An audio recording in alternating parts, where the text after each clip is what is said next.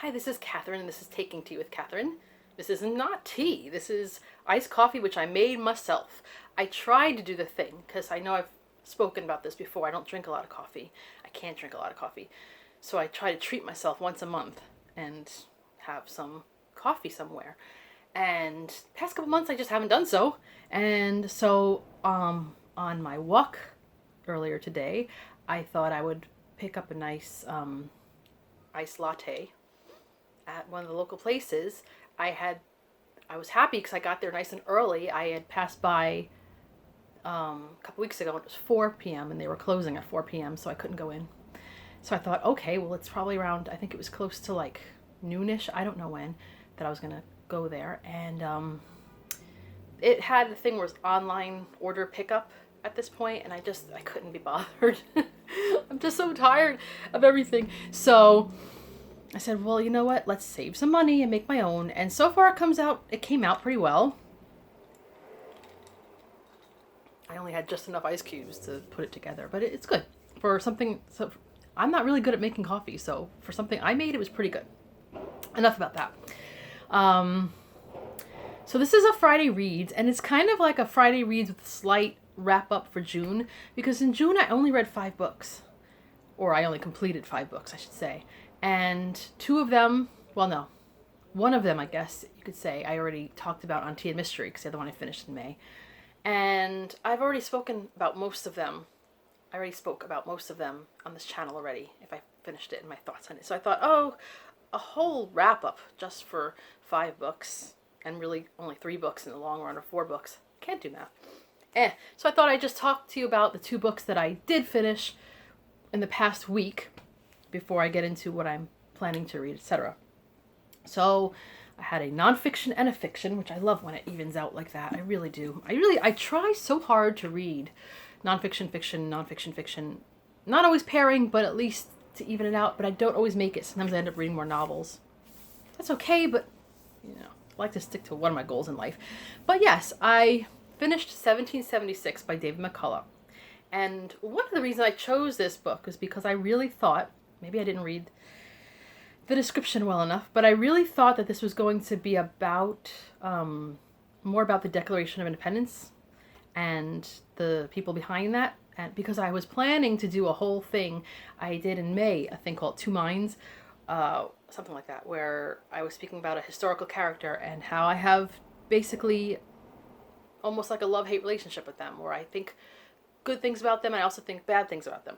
So I was working on that for Thomas Jefferson because I thought, okay, I'll do it on their death dates, And July 4th was the day that Thomas Jefferson died, the same exact day, within the same day that John Adams died, which is so weird. But there's been weirder things, but that's weird.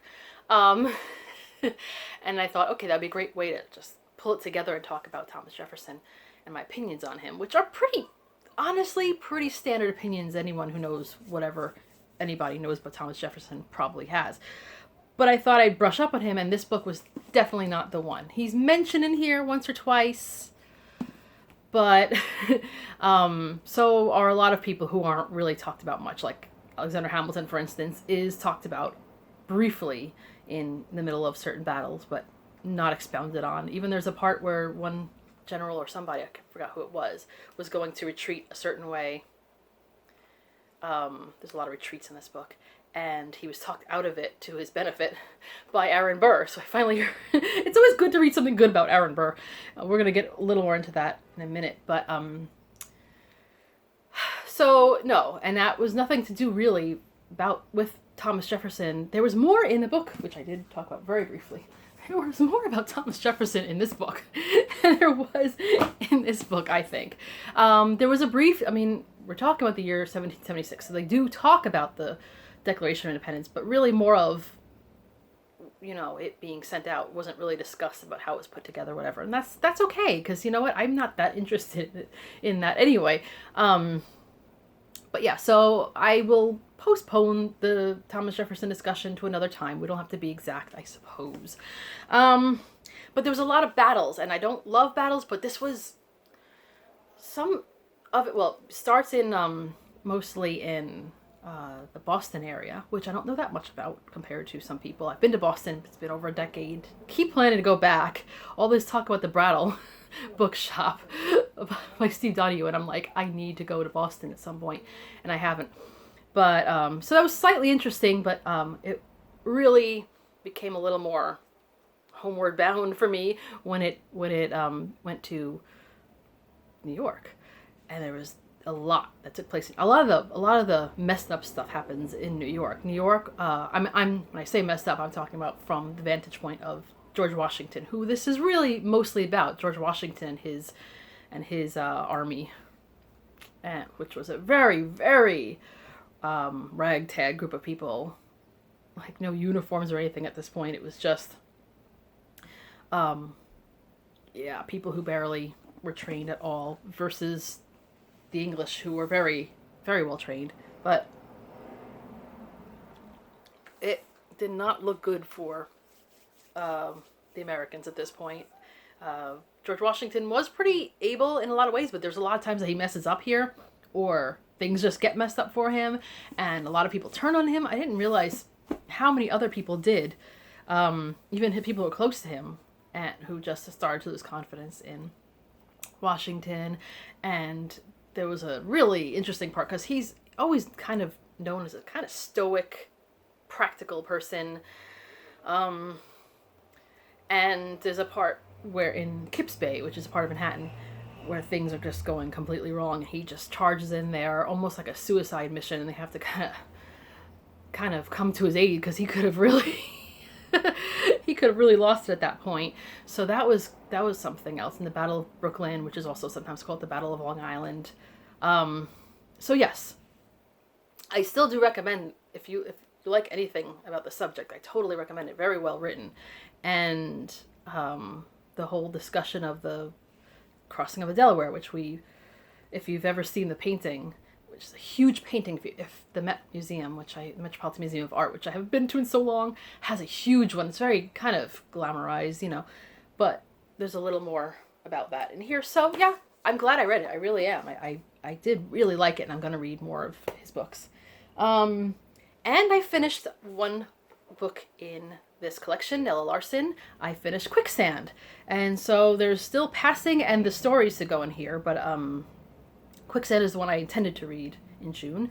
And it was really good. I mean, the descriptions, it's almost sensual. I don't know how to explain it. There's just this way of her getting you in the environment. And the main character, Helga Crane, it's supposed to be slightly autobiographical. So if so, my goodness, there's such a feeling of not belonging, trying to find a place everywhere she goes. And not that every place she goes she gets rejected, but just doesn't feel satisfied. And so, yes, and that's where we are left. She is never satisfied, but very, very well written. I really want to read Passing now. And so that's it for the books that I finished, and I'm pretty happy with everything I've read recently. It's making up a lot for June, because June, big chunk of it was like April for me, where I just was, I don't like to throw around the word depressed very much, because it's very serious, but as someone who has dealt with that for a long time, yes, it was a depression, and it was mostly, more than anything, an exhaustion kind, where I just had no energy to do anything, and just barely got out of bed just to do what I have to do. And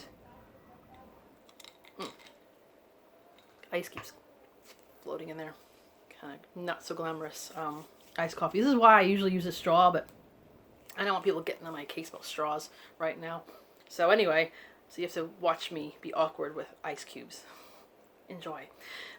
So I mean, I feel like my reading and pretty much everything in my life was, for a good portion of June, just and then toward the end I started to just pick up.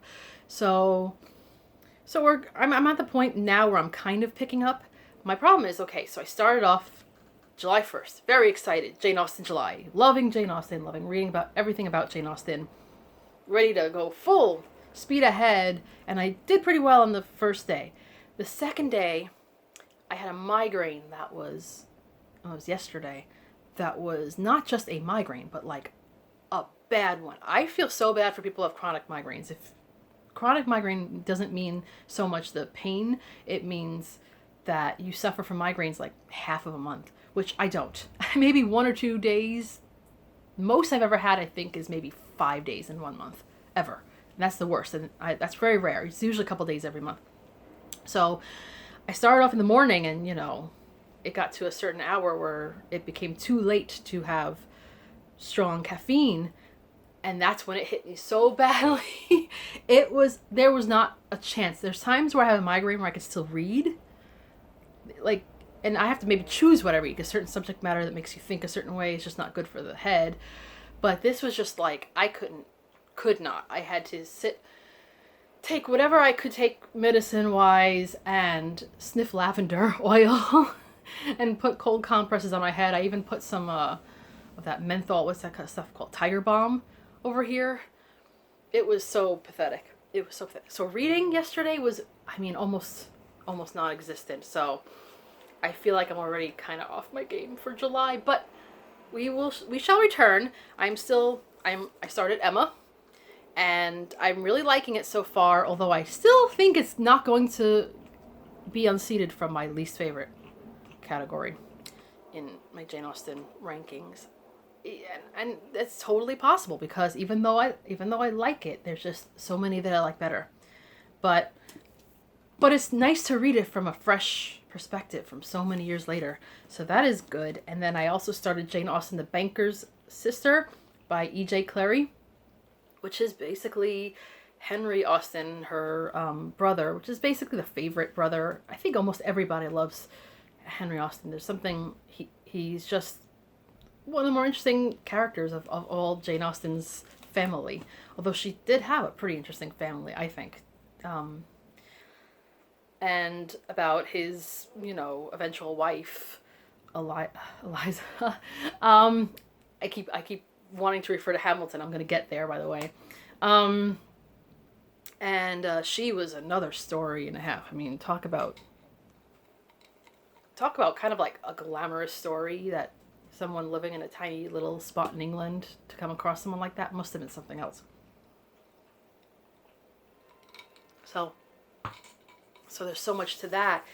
But Banker's Sister talks a lot about the financial system, which sometimes gets my head a little bit in a spin, which really means I couldn't read it yesterday. But I think it's not going to be just about that. So far it isn't. And when I'm almost at page 87, which has a leaf I don't want to remove, which made me think of autumn. And it's funny because it says something 9th October in here, so I'm like, that's so perfect to have the word October right with an autumnal leaf. I really just love spring and autumn, and I really hope that this year I can walk in autumn freely everywhere. But we're not going to think about that. That's like 3 months from now. And I'm trying to just enjoy. I'm just trying to enjoy the summer while I can. You know, as long as I have air conditioning, I'm pretty happy. So yeah, these are the 2 books I'm currently reading. I thought about starting a few more, but I'm like, let me concentrate on these right now, and maybe I'll throw in another one as we go along. It was funny because, you know, part of the Jane Austen July Challenge is to read something of her time period, a contemporary. And I've seen a lot of people reading, because there's a read-along, a buddy read, I guess a read-along, The Life of Samuel Johnson by Boswell. And I thought about that at first, because like it does pretty much correspond, not entirely, but pretty much corresponds with her time period as well. But I said I read it already, so why am I going to reread that when I have other things I could start? I'm already rereading 2 Jane Austens, so 3 Jane Austens when it comes down to it. So why would I do this? And then I realized when I was looking at this volume that I had that there's a brief mention of it being an abridgment. And I should have known, because every time I see it on BookTube, I see much bigger volumes than this. This isn't that big. I don't know how much they left out, and that's the problem, is that I don't know if it was something good or if it was just... So I'm obviously not going to join in anyway because I have other things to read. But it made me think that maybe I will try to find a complete copy. But I do like this volume because not only did I enjoy reading it, it's very portable. But I like, because I bought this used and it had an inscription. To Kathy, about our Sam, love Polly, 10/2/63. So, I mean, I usually don't refer to myself as Kathy, but nevertheless, it's still kind of, I don't know, that's just so, they're probably both dead now, right? So, yeah, that was kind of poignant or whatever. So it does keep me in mind to have a look for a complete volume, if anything. So speaking of which, I thought I would mention what I'm going to watch today, I think. I have resisted getting Disney Plus so far because even though there's things I like that are Disney, I'm not that invested in Disney movies anymore. As a kid, I was a few movies, but now I just don't care as much as a lot of people do. If I was told I'll never go to a Disneyland or Disney World for the rest of my life, I would be fine with that. And they have the Star Wars movies, which I'm fine, but I'm not that much of a Star Wars geek. Like, I've watched most of the movies, whatever. And Marvel, I just got a little tired of Marvel. It was good, but it got overblown. And I got spoiled about the last two movies before I even watched them, so So I was like, I'm not going to spend money and buy another streaming service because I already stream enough stuff and I want to read more and, waste the money. But then I heard Hamilton's coming out, and even if I had Disney Plus for 2 months, it's still not as much as I would have paid probably to see it in a movie theater, much less in the Broadway show. So I'm like, okay, I will do that, and then probably I won't keep it for very long because how much Disney do I need? So I'm going to probably today. I'm just waiting because I still have a little bit of a headache, and you know how you want to have the full enjoyment. So I'm hoping that I can kick it, and maybe this evening sit and watch it, and that would be lovely for me. And why does this match up with Jane Austen July at all? Well, it doesn't, but it is a contemporary, basically. I mean, the actual events of Hamilton take place from like 1776 to 1804. So that is in Jane Austen's life. So, and honestly, reading this book, the Jane Austen, the banker's sister, about finances and everything, they made a reference to Thomas Paine. I don't think they're going to make a reference to Alexander Hamilton, but he did set up the entire financial system of the United States. So this is kind of like from the perspective of over the pond, if that makes any sense. So I don't know. I like to make connections sometimes, but I'm very much looking forward to seeing this finally. I've seen like kind of bootleg production versions, which is not the same. And obviously I've listened to soundtracks. I know the story, read the Chernow that it's based on, but I want to see this so badly. So that's what I'm looking forward to tonight. So not so much reading tonight anyway. So let me know what you guys are reading if you like this weekend coming up. And let me know if you're doing the Jane Austen challenge. Let me know if you're reading The Boswell. Well, it is by Boswell. And hope you're doing well. This is Catherine taking tea with coffee. And have a lovely day. Bye.